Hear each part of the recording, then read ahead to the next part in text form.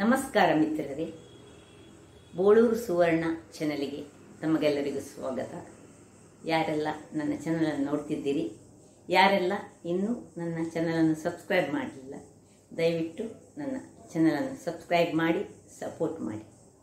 ಇವತ್ತು ನಾವೊಂದು ಬೆಂಡೆಕಾಯಿಯ ಚಟ್ನಿಯನ್ನು ಮಾಡೋಣ. ಒಂದು ಡ್ರೈ ಚಟ್ನಿ.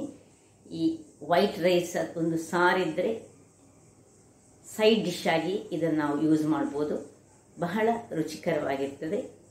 ಹಾಗಾದರೆ ಈ ಬೆಂಡೆಕಾಯಿಯ ಚಟ್ನಿ ಹೇಗೆ ಮಾಡುವುದು ಎಂದು ನೋಡೋಣ ಅಲ್ಲವೇ ಮಿತ್ರರೇ? ನೋಡಿ, ಬೆಂಡೆಯಿಂದ ಮಾಡುವಂತಹ ಚಟ್ನಿ ಪುಡಿಗೆ ನಾನು ಇಷ್ಟು ಬೆಂಡೆ ತೆಗೆದುಕೊಂಡಿದ್ದೇನೆ. ಇದು 1/4 kg ಬೆಂಡೆಕಾಯಿ, ಮತ್ತು ಒಂದು 30 ಗ್ರಾಮ್ಸ್ನಷ್ಟು ಇದು ಪುಟಾಣಿ ಕಡಲೆಪುರಿ, ಡ್ರೈ ಕೊಬ್ಬರಿ ಅಂದರೆ ಕೊಬ್ಬರಿ, ಇದು ಡ್ರೈ ಕೊಕೊನಟ್, 2 ಚಮಚದಷ್ಟು ಮೆಣಸಿನ ಹುಡಿ, ಟೀ ಸ್ಪೂನ್ಸ್, ಒಂದು 20 ಗ್ರಾಮ್ಸ್ನಷ್ಟು ಬೆಲ್ಲ,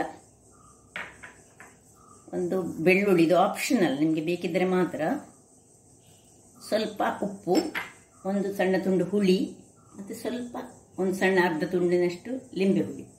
ಈಗ ಮೊದಲಿಗೆ ನಾವು ಈ ಬೆಂಡೆಯನ್ನು ಕಟ್ ಮಾಡಿಕೊಳ್ಳೋಣ.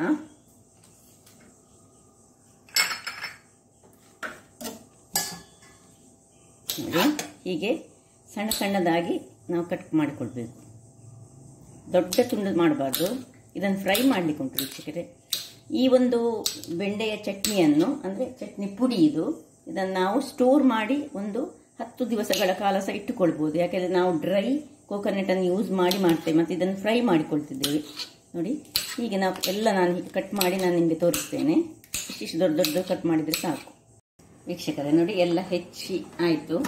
ಈಗ ಇದಕ್ಕೆ ಸ್ವಲ್ಪ ನಾನು ಮೇಲೆ ಉಪ್ಪನ್ನು ಸ್ಪ್ರಿಂಕಲ್ ಮಾಡ್ತೇನೆ. ಮತ್ತು ನಾವು ಗ್ರೈಂಡ್ ಮಾಡುವಾಗ ಸಹ ಸ್ವಲ್ಪ ಉಪ್ಪು ಹಾಕ್ಲಿಕ್ಕೆ ಉಂಟು. ಈಗ ಇದಕ್ಕೆ ಸ್ವಲ್ಪ ಉಪ್ಪು ಬೇಕು ಹೇಳಿ ನಾನು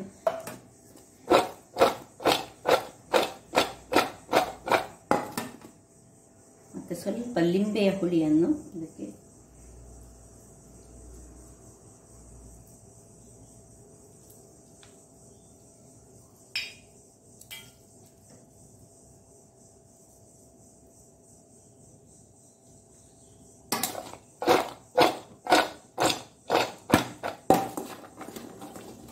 ಈಗ ಇಲ್ಲಿ ನೋಡಿ, ಗ್ಯಾಸಲ್ಲಿ ನಾನು ಎಣ್ಣೆ ಬಿಸಿ ಆಗ್ಲಿಕ್ಕೆ ಇಟ್ಟಿದ್ದೇನೆ ವೀಕ್ಷಕರೇ.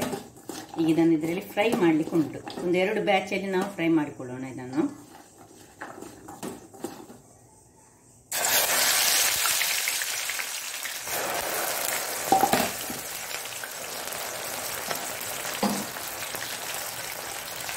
ಒಳ್ಳೆ ಡ್ರೈ ಫ್ರೈ ಆಗಬೇಕು ವೀಕ್ಷಕರೇ. ನೋಡಿ ಮಿತ್ರರೇ, ನೋಡಿ 3/4 ವಾಶಿ ಫ್ರೈ ಆಯಿತು. ಇನ್ನು ಇದು ಸರಿ ಫ್ರೈ ಆಗಿ ಕ್ರಿಸ್ಪಿ ಆಗಬೇಕು. ಈ ಹೊತ್ತಿನಲ್ಲಿ ನಾವೀಗ ಈ ಬೆಳ್ಳುಳ್ಳಿ ಉಂಟಲ್ಲ, ಬೆಳ್ಳುಳ್ಳಿಯನ್ನು ಸ್ವಲ್ಪ ಒಂದು 2 ತುಂಡುಗಳನ್ನಾಗಿ ಮಾಡಿಕೊಂಡು ಕಟ್ ಮಾಡಿಕೊಂಡು ಅದಕ್ಕೆ ಹಾಕೊಳ್ಳೋಣ. ಅದರಲ್ಲಿ ಅದು ಫ್ರೈ ಆಗಲಿ. ಮತ್ತು ಈ ಕರಿಬೇವಿನ ಸೊಪ್ಪನ್ನು ಸಹ ಅದರಲ್ಲಿ ಹಾಕೊಳ್ಳೋದು.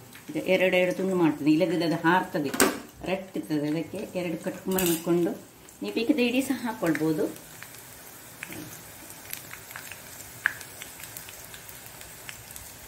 ಮತ್ತು ಈ ಕರಿಬೇವಿನ ಸೊಪ್ಪನ್ನು ಸಹ ಇದರಲ್ಲಿ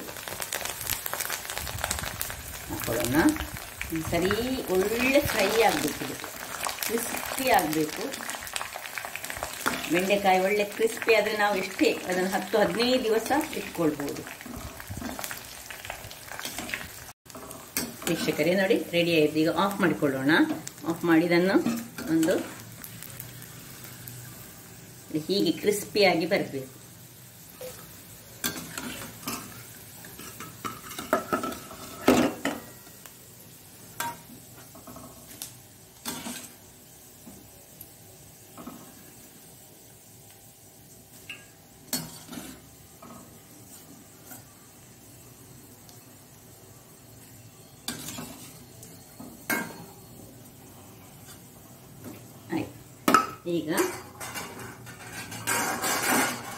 ಈಗ ನಾವು ಮಿಕ್ಸಿಯಲ್ಲಿ ಅದರ ಚಟ್ನಿ ಪುಡಿಯನ್ನು ರೆಡಿ ಮಾಡಿಕೊಳ್ಳೋಣ. ನೋಡಿ, ಒಂದು ಸಣ್ಣ ಮಿಕ್ಸಿಗೆ ಈ ಕೊಬ್ಬರಿ ತುರಿಯನ್ನು ಹಾಕ್ಕೊಳ್ತಿದ್ದೇನೆ ನಾನು.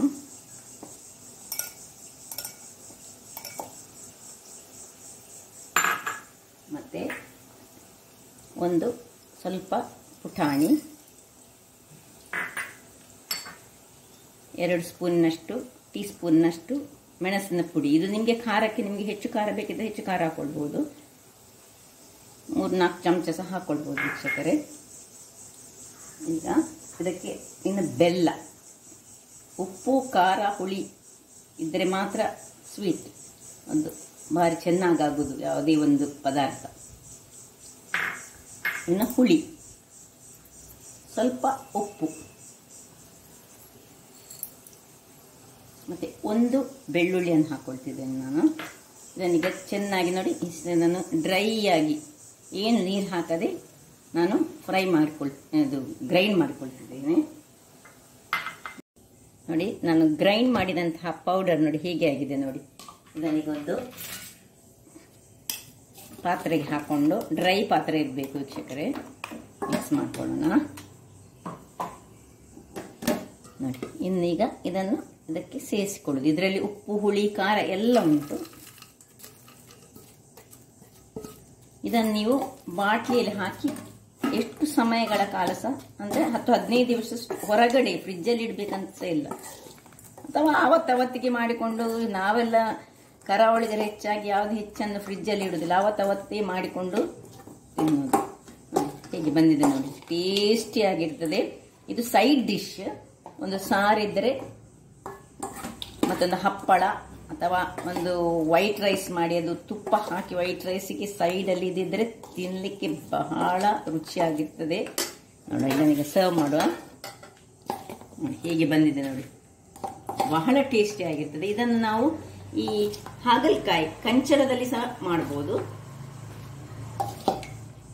ಇದು ಒಂದು ಟೈಪ್ ಆಫ್ ಚಟ್ನಿ ಪುಡಿಯ ಹಾಗೆ ವೀಕ್ಷಕರೇ, ಬಹಳ ರುಚಿಕರವಾಗಿರ್ತದೆ. ನೀವು ನಿಮ್ಮ ಮನೆಯಲ್ಲಿ ಮಾಡಿ ಆನಂದಿಸಿ ಅಂತ ನಾನು ಹೇಳ್ತಿದ್ದೇನೆ. ವೈಟ್ ರೈಸ್, ಸಾಂಬಾರ್ ಅಥವಾ ಸಾರು ಅದರ ಒಟ್ಟಿಗೆ ಇದರ ರುಚಿಯೇ ಒಂದು ಬೇರೆ. ಸೊ ವೈಟ್ ರೈಸ್ಗೆ 1 ಸ್ಪೂನ್ ತುಪ್ಪ ಹಾಕೊಳ್ಬೇಕು.